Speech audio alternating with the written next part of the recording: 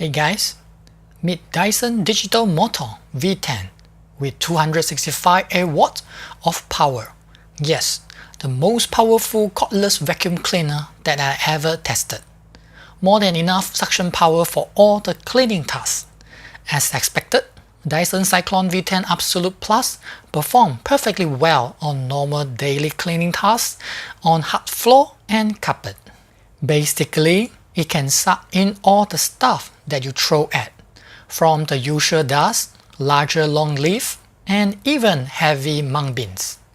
Everything worked well except some leaves stuck at soft roller cleaner head, and V10 suction power is too powerful at maximum mode. I need to use medium power on the carpet test, yet it performed the best among all vacuum cleaner that I tried. All thanks to better performing direct drive cleaner head. Well, that's it for the quick test. Thanks for watching. Peace.